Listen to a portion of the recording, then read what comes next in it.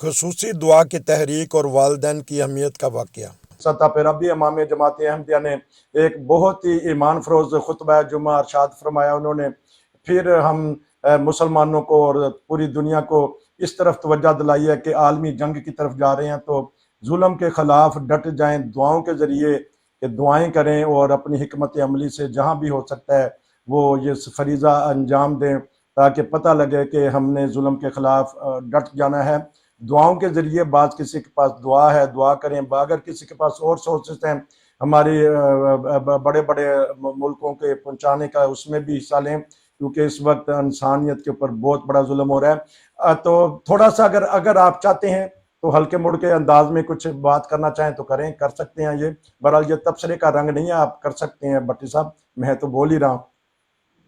جی آپ ماشاءاللہ بہت اچھا بولتے ہیں، اور یہ جو آپ حضور انور کا آج کے خطبے کے حوالے سے آپ نے بات کی ہے، تو حضور کو اس حوالے سے جو درد ہے، جی اور آج پھر انہوں نے یہی کہا ہے کہ دعائیں ہیں، احمدیوں کی دعائیں ہیں جو کام آئیں گی، تو آپ دعائیں کریں۔ انہوں نے توجہ دلائی ہے کہ جی امت مسلمہ کے لیے درد ہے ان کے دل میں، جی اور خاص طور پر فلسطین میں جو ظلم ہو رہا ہے تو اس کے بارے میں حضور انور ہر دفعہ توجہ دلاتے ہیں۔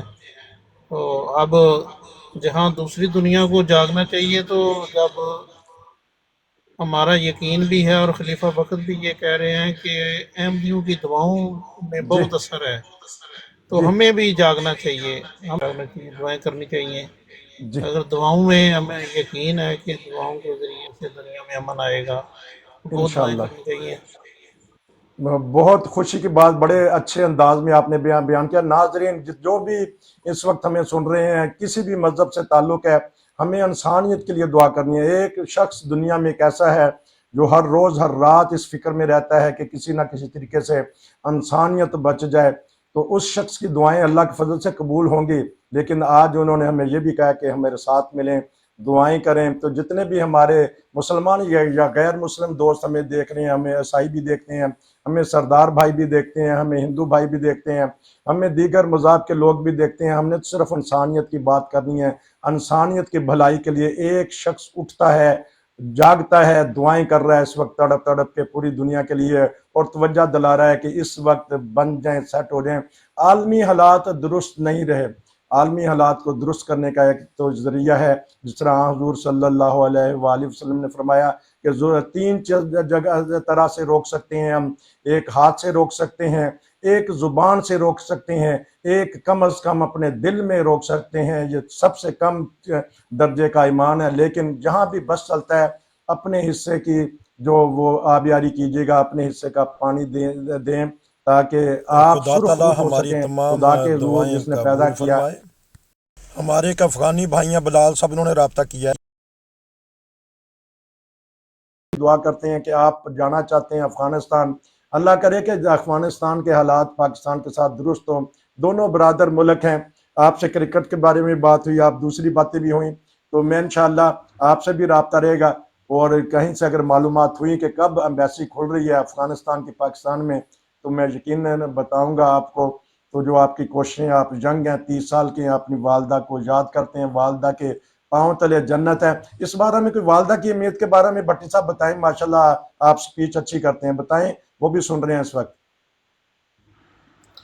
جی آپ نے بلال خان صاحب کا کہا ہے کہ تو یہ کہاں رہتے ہیں جو یہ افغانستان جانا چاہتے ہیں؟ جرمنی میں رہتے ہیں، پاکستان میں پیدا ہوئے، افغانستان ان کے آباؤ ہیں، اور ان کی والدہ بیمار ہیں اور والد گزر چکے ہیں۔ افسوس کا اظہار ہم نے کیا، بڑے درد دل سے کہہ رہے تھے کہ میں اپنی والدہ کے لیے بڑا بے چین ہوں، حتیٰ کہ ناشتہ بھی میرے سے صحیح نہیں ہوا۔